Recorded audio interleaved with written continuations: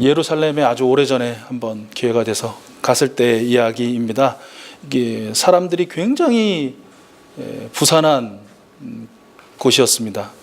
예루살렘 내 그 통곡의 벽 주변이었는데요. 남녀로 갈라져서 기도하는 유대인 사람들도 많았고, 또 그것을 보고 있는, 또 직접 참여하려고 하는 그 순례객, 관광객들이 막 뒤엉켜가지고 좀 엄청 좀 복잡한 그런 상황이었거든요. 그런데 눈에 띄는 광경이 하나 있었어요.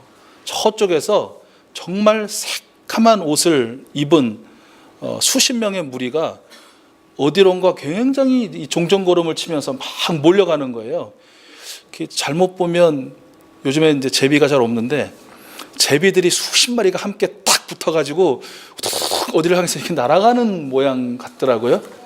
그러더니 얼마 있다가 그 지나가던 인원의 한 서너 배가 이게 뻥 튀겨진 것처럼 더 많아져가지고 어떤 한 사람을 중심으로 해서 또 우르르 하고 저쪽으로 또 이게 몰려가는 거예요. 이게 걷는다라고는 표현할 수 없을 만큼 굉장히 빠른 종전걸음으로 그 이동을 하더라고요. 그래서 이 가이드분에게 좀 여쭤봤습니다. 도대체 이게 무슨 지금 광경인 겁니까? 라고 여쭤봤더니 그 가이드 하시던 그 선교사님 말씀하시더라고요. 저기 보면 중앙에 한 인물이 있을 텐데 그 사람이 유명 랍비라는 거예요. 그리고 그를 둘러싼 사람들은 그 유명 랍비의 말씀을 듣기 위해서 이 몰려든 사람들이고, 그 랍비가 지금 진행하고 있는 방향을 따라서 계속 어떤 말씀을 하실지 이렇게 듣기 위하여 계속해서 그를 따라가고 있는 광경이다 라고 이렇게 이야기를 해 주시더라고요. 이것이 그 당시에 또는 우리 유대인들의 보통의 이제 길거리에서 강연하는, 가면서 계속해서 가르치고 그것을 또 들으면서 교육을 받는 일반적인 형태의 하나였다라는 것이에요. 그러니까 오늘 말씀 시작할 때의 이 모습도 그 풍경과 아주 흡사한 것입니다.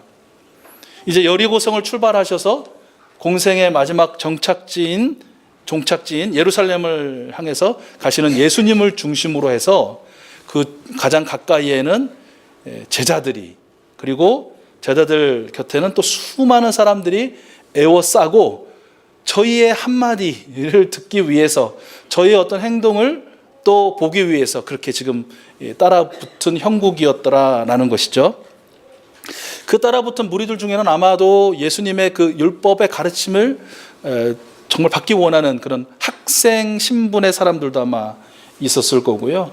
또 정말 놀라운 치료자로, 의사로 소문이 난 그 예수 곁에서 치유받기 원하는, 치료받기 원하는 환자들과 또 그의 가족들이 아마 함께 또 뒤엉켜 있었을 것입니다. 그리고 예수님에 대하여 아주 차갑게 적의를 품고 고발거리를 찾기 위해서 또 살피는 많은 대적자들이 또 그 무리 속에는 섞여 있었을 것입니다. 아주 혼잡하고요. 먼지가 그냥 막 뿌옇게 일어나는, 그리고 옆에 있는 사람의 말소리조차 제대로 어떤 말인지를 이렇게 잘 못 알아들을 정도의 소란함이 있었을 것입니다. 그런 예수님의 예루살렘 성 북문을 향해 나가는 그 과정 중에, 그 소란함 중에, 그 무질서 중에, 그 혼란함 중에 예수님 귀에 들리는 한 목소리가 있었다는 것입니다. 다윗의 자손 예수님, 저를 불쌍히 여겨 주십시오. 잠시 후 더 큰 외침, 더 간절하고 절박한 음성이 예수님 귀에 들렸다는 것이죠. 다윗의 자손 예수님, 저를 불쌍히 여겨 주십시오 라는 외침이었습니다. 이 소리 저 소리, 이 소음 저 소음에 아마 섞여서 다른 사람이 들었을 때는 그것이 불분명하게 들렸을지 몰라도 우리 예수님께는 너무나 또렷하고 정확하게 당신을 찾으며 불쌍히 여겨달라는, 자비를 베풀어 달라는 한 남자의 거친 그리고 높은 그 소리가 들렸더라라는 것입니다. 이 예수님의 이름을 부르고 또 예수님께 자비를 구했던 이 한 사람, 이 내용이 마태하고 누가에도 똑같이 기록이 되어 있는데 거기에는 이름을 밝혀놓지 않고 있습니다. 그냥 맹인, 시각장애인이라고만 기록을 해놨는데요. 마가는 특별히 여러 가지로 이 사람을 소개하고 있어요. 먼저는 그의 이름은 바디메오였더라. 바디메오가 무슨 뜻인가를까지도 친절하게, 그죠? 디메오의 아들, 바가 아들이라는 뜻이니까 디메오의 아들 바디메오라는 이름의 한 남자였다. 그런데 그 사람은 선천적으로 그랬는지 혹시 후천적으로 생후에 어떤 사고로 인하여 그런지 몰라도 시각장애인이었다라고도 그렇게 소개하고 있습니다. 그리고 당시로서는 필연적이겠지만 장애인으로서 구걸하는 인생, 아주 그냥 정확하게는 거지였다라고 그렇게 기록해 놓고 있습니다. 시각장애인으로 사는 삶이 어찌 보지 못한다는 한 가지 불편함만이 있었겠습니까? 장애는 죄인됨의 척도였고요, 외면과 소외의 합법적인 이유였습니다. 구걸하지 않으면 하루를 살지 못하고 죽을 수밖에 없는 그런 인생. 어쩌면 바디메오는 죽지 못해 어쩔 수 없이 사는 인생이었다라고도 할 수 있을 것 같습니다. 그날도 구걸하기 쉬운, 유동인구가 가장 많은 여리고성 북문의 곁에 앉아서 구걸하고 있던 바디메오에게 여느 날과는 좀 확실히 다른 더 큰 소동과 더 큰 소란이 있었다는 것이죠. 도대체 이게 무슨 일이라고 묻는 바디메오에게 어떤 사람이 예수라는 사람이 지금 지나가고 있다라는 말을 들려준 것이죠. 그때 바디메오는 소리를 질렀습니다. 어떻게 해서든지 어떤 방법을 통해서든지 그 예수라는 분의 주의를 끌어야만 했다는 것이죠. 그래서 외쳤습니다. 다윗의 자손 예수님, 저를 불쌍히 여겨 주십시오. 여기저기 막 힐난과 비난이 들려옵니다. 어디 거지 주제에, 죄인 주제에 시끄럽게 떠들어서 우리 지금 저 선생님의 말을 귀담아 들으려고 해서 잘 안 들리는 상황에 너의 소음까지 넣느냐? 왜 죄인의 소음까지 우리가 들어야 되느냐? 아마도 조금 심하게 말하면 닥쳐라, 저 입을 틀어 막아라 라는 욕설도 아마 사람들이 내뱉었을 것입니다. 주눅이 들만하고 포기할 만도 하지만 바디메오는 그렇지 않았다는 것이죠. 제차, 3차 다윗의 자손 예수님, 저를 불쌍히 여겨주십시오. 저에게 당신의 자비를 베풀어 주십시오 라고 외쳤던 것입니다. 어쩌면 그는 목숨을 건 마지막 구걸을 한 것이 아닐까. 한 끼의 양식 또는 오늘의 연명을 위한 구걸 말고 이제는 영원한 양식, 또 완전한 구원을 위한 구걸이지 않았을까. 예수님이 아니면 안 되는, 오직 예수님만이어야 하는, 오직 그만이 자신의 눈을 뜨게 할 수 있는 유일한 사람임을, 유일한 구원자임을 그는 믿었다라는 것이죠. 그 믿음에 근거한 그의 외침과 부르짖음은 더욱 격렬하고 또 집요할 수밖에 없는 것이죠. 이것이 어쩌면 인생의 마지막 구걸일 수도 있었기 때문이었을 것입니다. 사실 우리 모두는 하나님께 구걸하는 존재다, 그리고 이것은 참이다 라고 말한 분도 계십니다. 여러분 동의하십니까? 전 동의가 되더라고요. 아, 그렇구나. 나 또한 하나님께 늘 구걸하는 그런 존재구나. 그리고 그것은 거짓이 아니고 참이구나 라는 것을 매일매일 또 느끼고 경험합니다. 자신이 죄를 범하지 않았다면 하나님께 용서를 구할 이유가 어디 있겠습니까? 하나님의 은혜가 없어도 오늘을 살 수 있다면 감사하지 않아도 되는 것입니다. 위하여 대신 기도할 가족과 이웃과 사람이 없다면 중보할 이유가 없죠. 중보하지 않아도 됩니다. 하나님의 구원이 절대적으로 필요한 내 삶의 절박함이 하나도 없다면 간구하지 않아도 됩니다. 바디메오의 그 외침을 막았던 무리들처럼 우리들의 외침을, 우리의 간구를 막는 내 외부적인 요인도 많죠. 야, 네가 왜 죄인이야? 그건 죄라고도 할 수 없어. 모두 하는 일인데 무슨 죄야? 하나님의 은혜는 무슨 은혜? 그냥 다 네가 수고하고 열심히 노력해서 된 거지. 다 네 덕분이야. 야, 누가 널 생각한다고 그래? 널 위해 기도한다는 건 말뿐이야.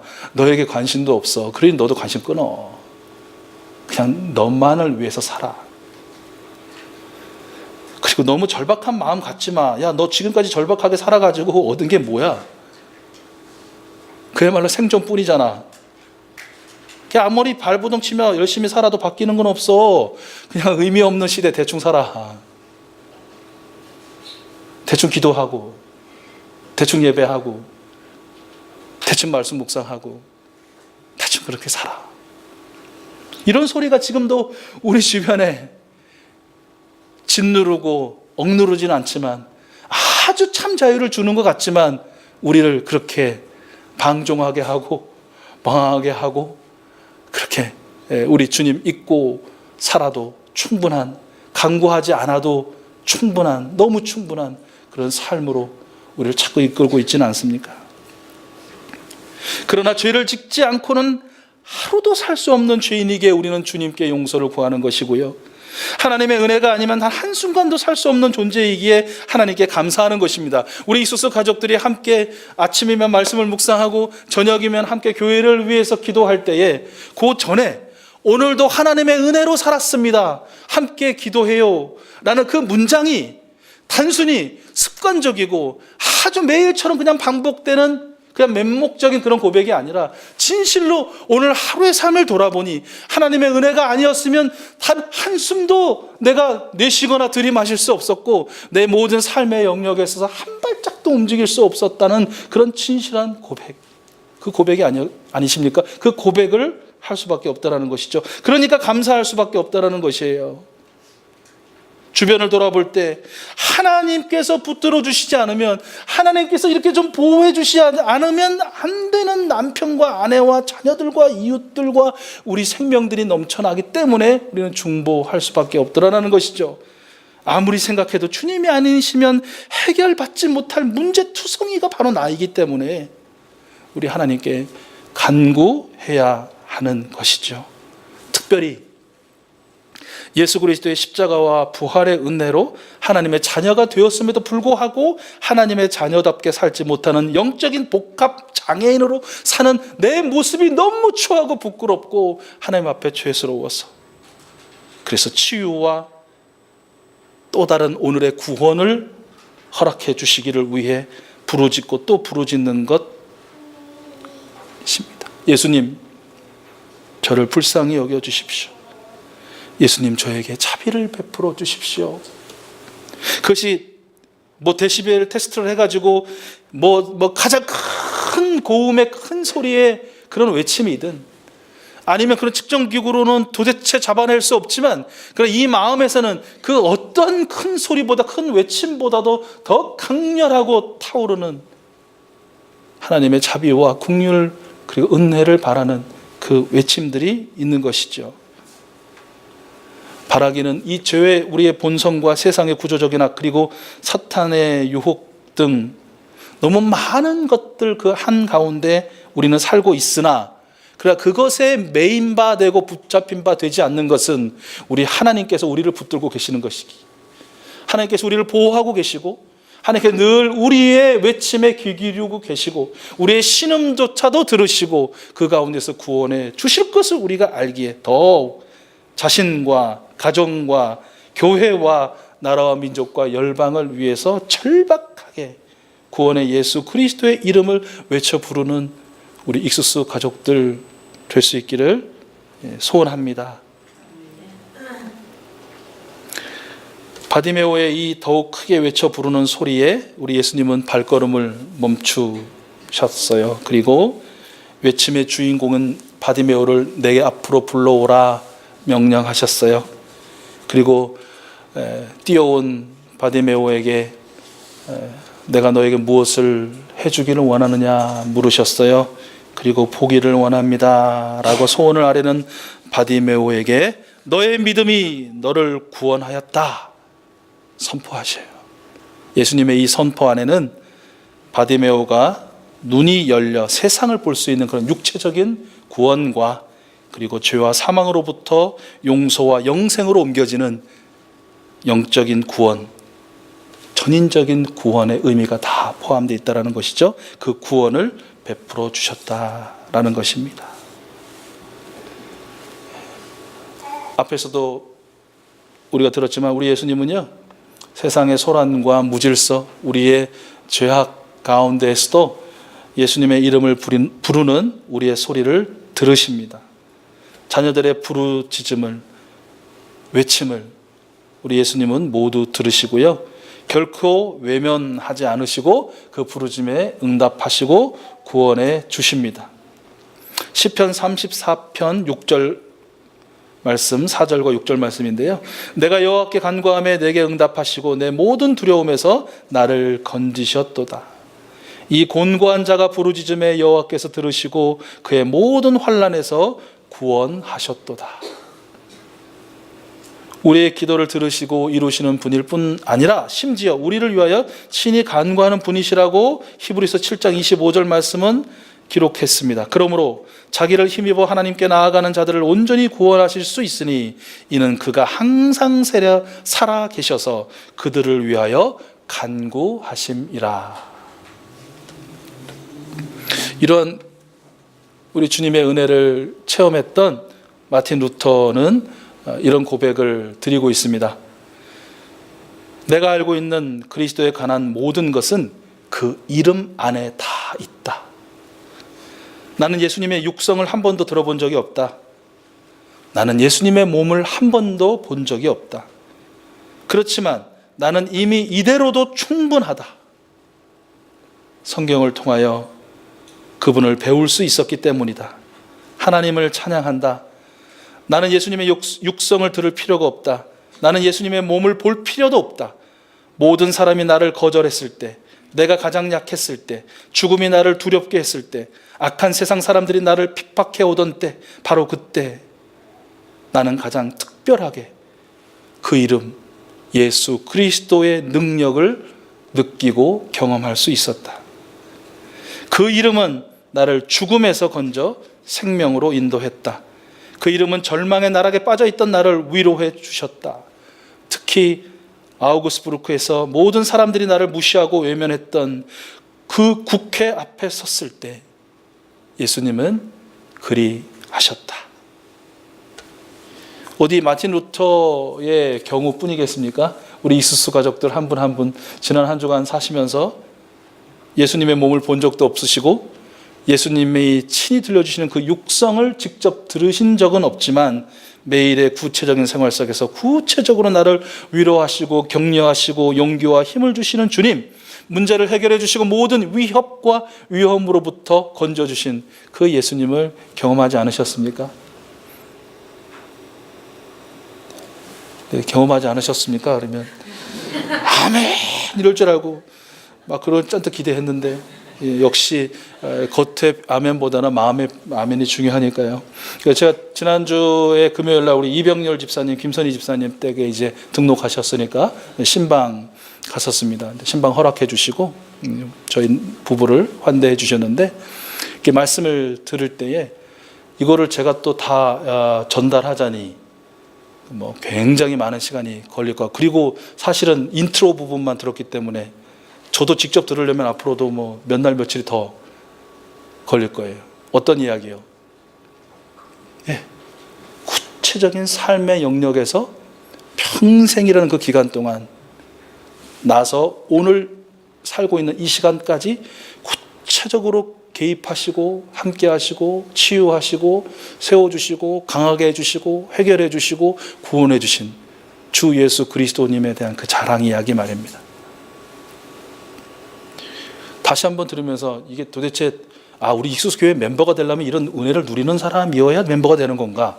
아니면 멤버가 됐기 때문에 그런 은혜를 누리는 건가? 이거 그건 아마 상호 보완적일 것 같은데요. 같은 이야기일 것 같은데, 이것이 단순히 두 분만의 이야기이겠는가? 정말 극적인 그 구원의 이야기이시거든요. 자꾸 궁금하게 만들어 놓고 나중에 간증하시라고 그래요. 어떤 이에게 극적이라는 그 사건은 나도 또한 저와 같은, 저보다 더한 극적인 예수 구원의 축복을 받았다는 이야기거든요. 그리고 다른 사람들한테는 그냥 아무 것이 아니더라도 나에게는 너무 간절했고 절박했던 예수 구원의 그 경험이 아마 지난주 간에도 여러분 있었을 거예요. 우리 주님께서 허락해 주셨으니까, 베풀어 주셨으니까, 역사해 주셨으니까. 없었다면 없은 게 아니고 그를 못 느끼거나 인정하지 않기 때문에 다 경험케 해주셨다는 것이죠. 우리 예수님이 우리의 외쳐 부르심과 또 우리 마음의 간절한 또 절박한 그 기도들 하나하나에 또 반드시 응답하시고 고치시고 구원하여 주실 줄로 믿습니다. 안 되는데요. 왜 안 될까요? 여러 가지 이유가 있겠지만 오늘 말씀의 근거에 보면 외쳐 부르지 않아요. 아니어도 돼요. 생각해 보세요.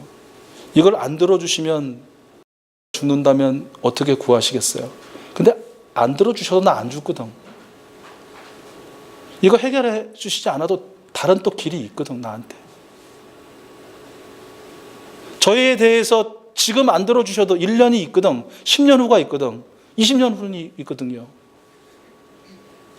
절박이 없어요. 간절함이 없어요.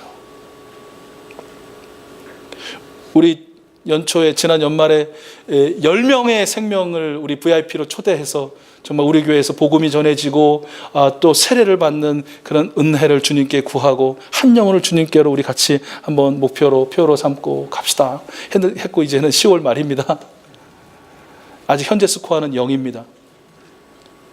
근데 과정에 지금 10명 같은 한 명이 나타났습니다. 자기는 지금 자기의 이름이 이렇게 불려지는 것도 잘 모르겠지만 우리 지원 형제가 인도한 초대한 김현태라는 형제인데 갑자기 이제 절박해지는 거예요. 저도 그 현태라는 형제를 우리 교회에 초대하고 목장에 초대하고 그가 예수님을 영접할 수 있도록 하는 모든 책임을 지원 형제에게만 지게 할 것인가? 그가 오는 것도 네 책임, 그가 여기에 뿌리를 내는 것도 네 책임, 그가 여기서 일꾼이 되는 것도 네 책임이라고 한 사람에게 그것을 몰아줄 것인가? 생명 구원이 그 한 사람에게 달려 있는 것인가? 그렇다면 우리에겐 절박함이 없는 것이죠. 내가 초대하지 못하고, 내가 부르지 못하고, 내가 섬기지 못하고, 내가 여기 뿌리 내도록 힘쓸 그런 대상이 없는데 우리 교회 공동체에, 우리 목장에, 그리고 내 옆에 그런 영혼을 보내어 주셨다면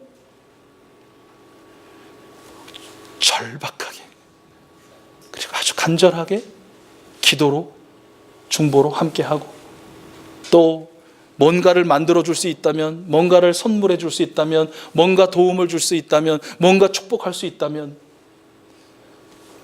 하지 못해 막 속된 말로 안달이 나는 그런 모습이 주님 보시기에 들어주실 만한 우리의 절박함이 아닐까. 에이, 현태 아니어도 돼. 뭐 다른 사람 보내주시겠지. 나도 살다 보면 한 사람은 만나겠지. 여유가 생겨요. 여유가 생기면 아시죠? 느슨해져 버립니다. 느슨해지면 안주합니다. 하나님을 경험하는 삶 공부하신 우리 권사님들, 안주하고 하나님과 동행하지 못한다. 그 진리를 배우셨거든요. 떠나야,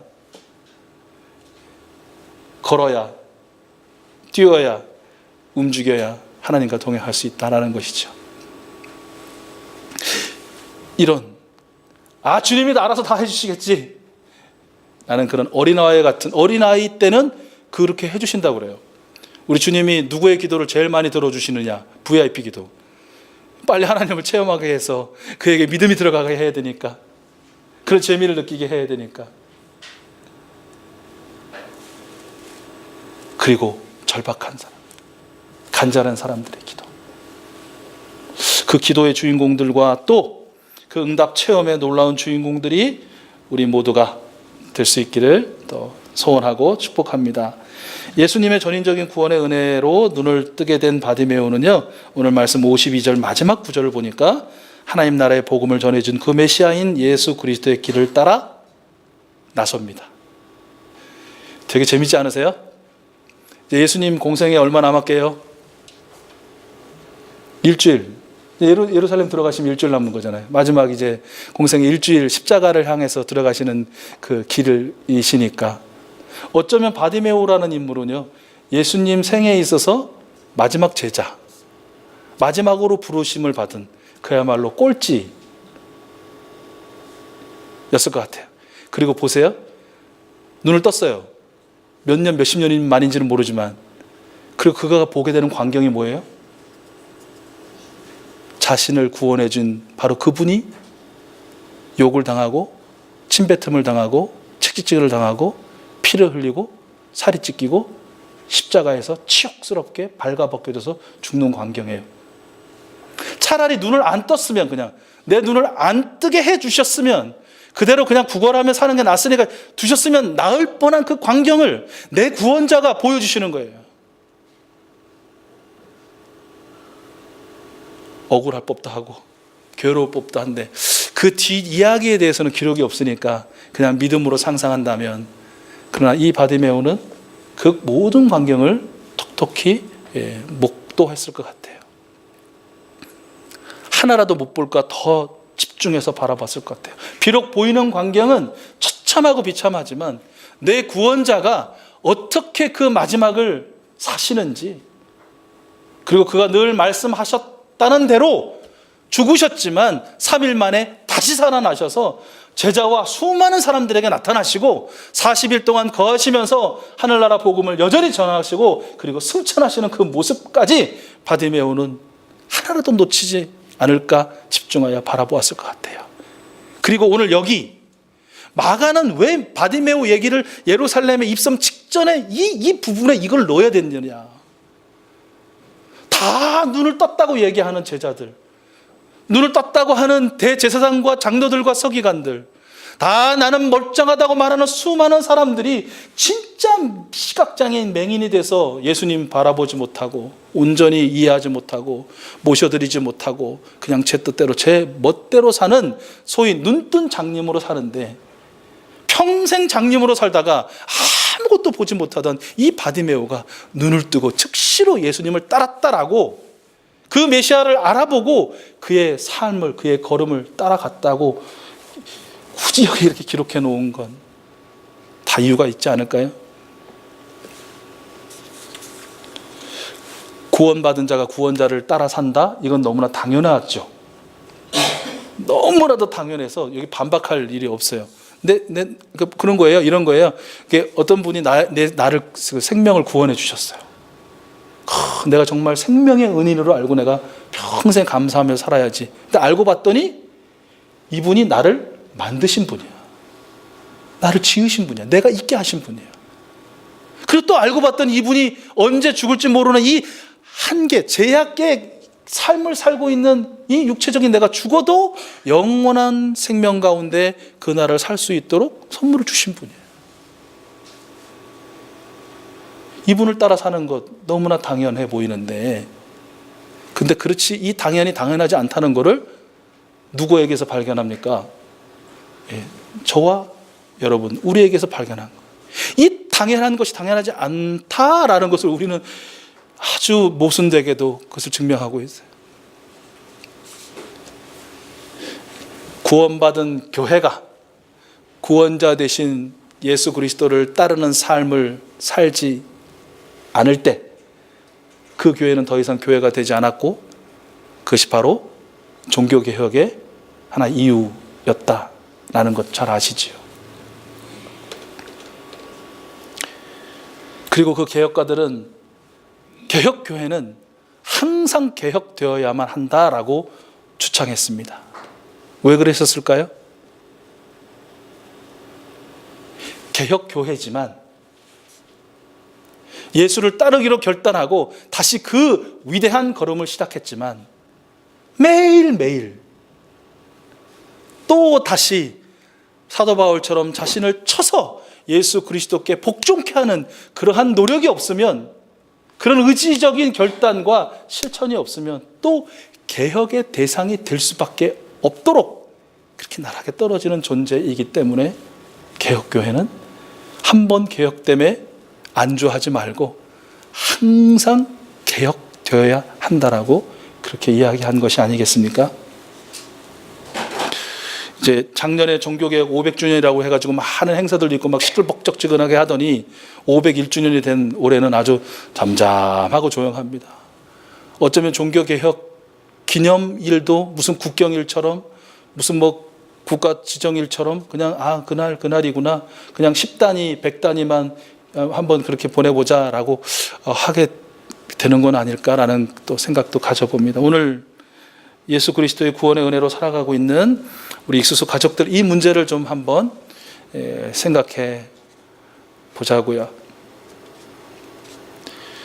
저와 여러분은 예수 그리스도를 나의 구주, 나의 구세주로 인정하십니까? 하나 더 여쭙겠습니다. 구원자이신 예수 그리스도가 저와 여러분의 주인이십니까? 아까 구원자라는 말보다 주인이라는 말에 더 큰 아멘을 하셔가지고 감격스럽습니다. 그러면 우리의 삶은 누구의 뜻에 따라 살아야 합니까? 주인 뜻에 살면 되는 것입니다. 우리의 오류가 여기 있습니다. 예수 그리스도를 나를 구원하신 구원자로 인정합니다. 그래서 난 예수 믿고 구원받았다라고는 얘기합니다. 그러나 예수님을 주인으로 인정하지는 않습니다.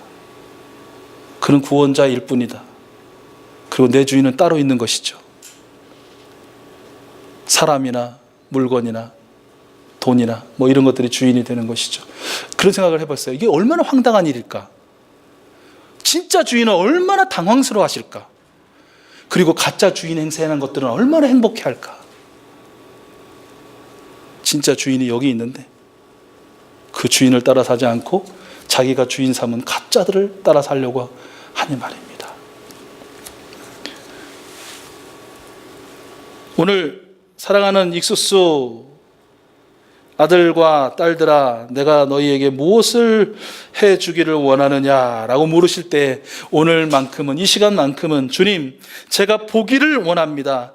눈뜬 장님이 되어 가짜들을 주인이라고 부르고 그것들을 쫓아 사는 저를 불쌍히 여겨 주십시오.